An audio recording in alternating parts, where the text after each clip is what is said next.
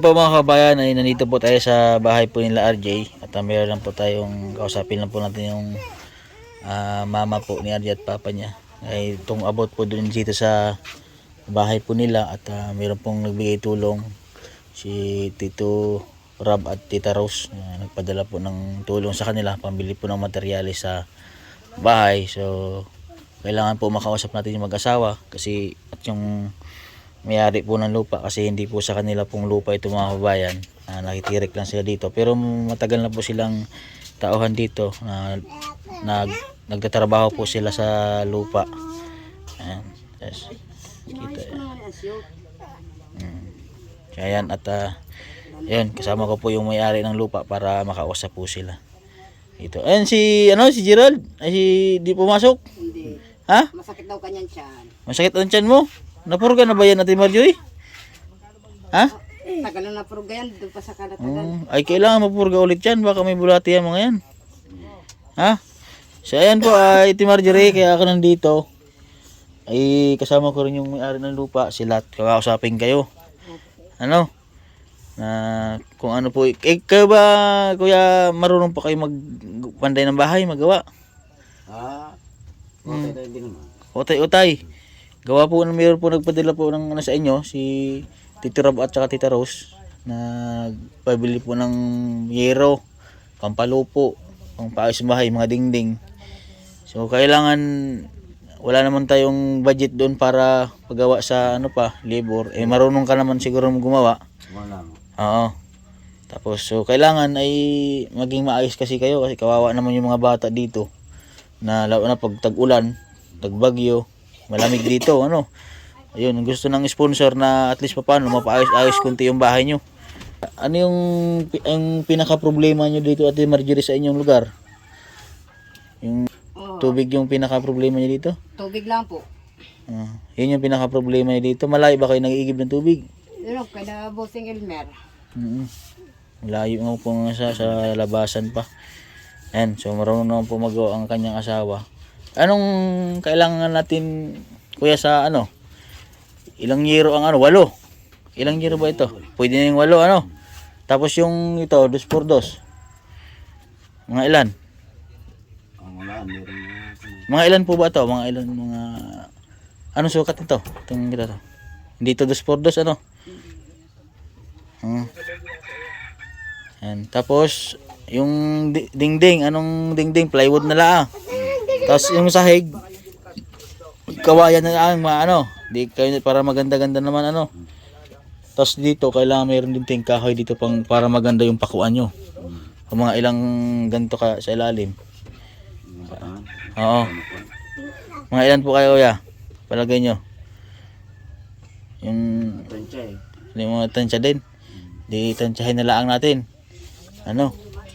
Para maging maayos naman yung kayo lang din mag-design sa bahay nyo ganda-gandahan nyo lang po at baka mayroon tayong mga party-party din pag natapos may publishing tayo din maayos natin yung bahay nyo. So yun sila po kasi ang nakakaalam ng kung saan kayo ilalagay yung may-ari ng lupa oo kasi doon kasi sa papaglagay natin ay dapat ay doon na talaga kayo kasi maayos yung papagawa natin. Dapat hindi kayo lilipat doon na doon na talaga kayo. May problema ikaw nang may utang ko dito sa kabila. Saan? Gusto akong palipatan ng ibang barangay. Bakit? Utang ko nung unang taon. Kay Kuya Ride. Saan po? Kayo ng lupa pa ba itong pinagtirikan nyo? Kanila. Ayaw parang sila? Ayaw ko pa kung dito. Ibig sabihin, hindi talaga kayo kasi ganito po yung usapan natin, Kasi andyan naman po kayo, andyan naman si Ate Marjorie. Kasi yung mga anak po nyo ay pinapaaral po namin. So pag umalis po kayo dito sa lugar na ito, hindi po namin kayo mahanap kung saan po kayo noon. Hindi malitigil po yung pagtutulong sa mga bata. Yung pangarap po ng bata na makapag-aral na yung sponsor po nila papaaralin yung mga bata. Malay nyo po, yan yung swerte sa inyo, yung mga anak nyo. Kapag tapos sa pag-aaral, ang tataas pa naman po nung pangarap ng mga anak nyo. Kaya para mautay-utay, maayos. Kasi naawa po sila din sa ano, kasi ako ay tumutulong din naman na kahit paunti-unti. Ay hindi pa naman po ako katulad ni Idol Pogong Biyahero na as in magpagawa po ng bahay, hindi pa kaya. Kasi maliit pa lang naman po ang sinasahod ko sa YouTube. Tapos yung sinasahod ko po ay tinutulong ko rin po yung iba. Yan. Yung nakakatulong ako yun, katulad yun sa mga pag-aaral ng bata. Tapos kunti kung ano may maitulong din ng mga ibang sponsor natin, ano? Yan. Yan. Andito si Konsyal, yung may-ari ng lupa. So, Ito ba yung plano? Kasi ang balak namin ni Utol, doon namin kayo palipatin. So dati, okay lang kayo? O yun. Kaya nga ipapagawa ngayon, di ba sinabi ko nga sa inyo, bibigyan kayo ng hero at kahoy. oo. Para kung sakali may magtumulong sa ating magpagawa ng tubig, Oo. magkakasama kayo. Ito naman, tataniman na lang uli natin. So yung ang problema nila Konsyal ay yung tubig nga. Hindi kung may magtulong doon si ma'am. Kaya kung meron pong makakarinig na tanawagan, ako po humihingi sa inyo ng tulong na matulungan din kami na mapatubigan po sila. Oo. Pagka po nakapagpatubig tayo, marami po tayong matutulungan. Bibigyan natin sila ng Oo. pwedeng Pangkabuhayan. kabuhayan, malay mo. Pwede po ba sila magtanim-tanim diyan sa lupa niya, yung mga gulay-gulay? Pinapayagan ko po. Oo. Oo. Na magtanim-tanim po sila doon, ano? Oo. Tanim-tanim. Makapag-alaga kami ng hayop, pwedeng sila ang taga-alaga, dagdag kita sa kanila yon. Ay, nagtatanong po kasi yung sponsor, baka daw case na baka mapaalis niyo sila. Hindi naman, mapapalis lang naman namin po sila kung sila ay gagawa ng mga kalokohan dito o hindi sinusundin yung aming mga pinapatupad na alituntunin. Oo. Ang amin po lang ay pinapatupad, maging maayos sila, maghanap buhay, matutong maghanap buhay para sa kanila, hindi ho para sa amin, para sa kanila. Dahil yun nga lang ang aming magagawang tulong kung sakasakali. Kasi ang usapan po nga namin, pag halimbawa po ay yun nga, yung pag umalis po sila dito, ay yun, yung mga anak po kasi pinapaaral po natin, ay baka po matigil po yung pagpaaral ng mga bata. Hindi sayang naman po yung Hindi ano. nga po ang aming gusto yung makapag-aral ng mga bata. Kaya nagpapasalamat kami sa mga tumutulong sa kanila. Oo. Dahil kita nyo naman po ang kanilang kalagayan sa buhay, kung kahirap ang buhay nila. So, kasi ang una po lang po, ang nagtulong din po talaga sa kanila na nagturo ay si Konsyal po, yung may-ari ng lupa, yung kauna pong vlog namin nila Sir Ito Paul. kasing lupang ito ay sa aming magulang. Oo, sa iyo po. Ngayon ay di kami magkakapatid ay Arihon, kapatid ko. Nagkasundo kami na patirikin sila dito kahit na para mabigyan sila ng makapaghanap buhay sila dito sa aming lugar. Maayos po ano. Oo, nang maayos. Kaya kung kami po nananawagan sa inyo, Kung ano po, na tulungan din sila. kami o sila. Hmm. Kaya pasalamat din po ako sa aming barangay, sa aming kapitan na pinapayagan sila dito na manatili sa aming barangay. Kapitan Romel Day.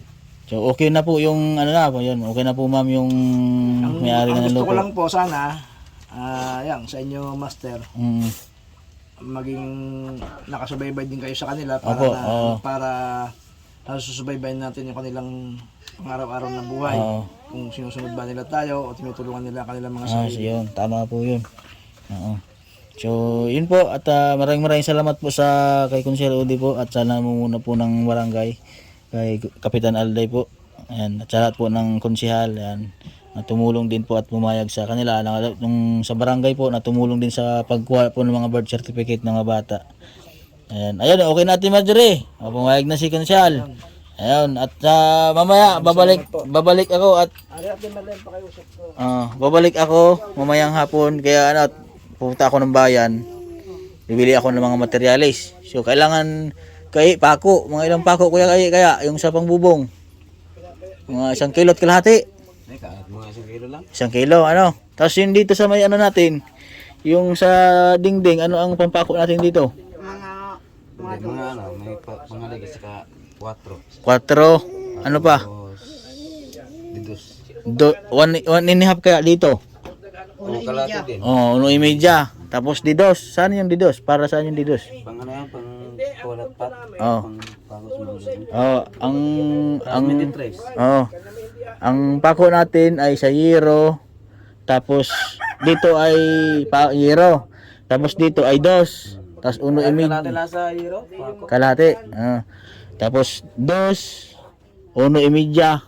Ano? So ang gawin po natin kaya ay dito po ay yan. Kung may kawayan pa tayong mabili doon para maayos yung sahig nyo. Tapos po ay itong bagong sahig nyo ay papalagyan po natin ng floor mat. No? Ate Marjorie, no? Para maging maayos kayo na palagyan. Tapos pumunta na akong bayan kay ha. Ayan, so yung mga kababayan, ito po yung update po sa kinausap po natin yung pamilya po ni RJ na yan, at lilipat po sila doon sa kabila. Ayan. Maraming salamat po sa kay Tito Rob at kay Tita Rose ng US. God bless po at magandang umaga sa atin lahat.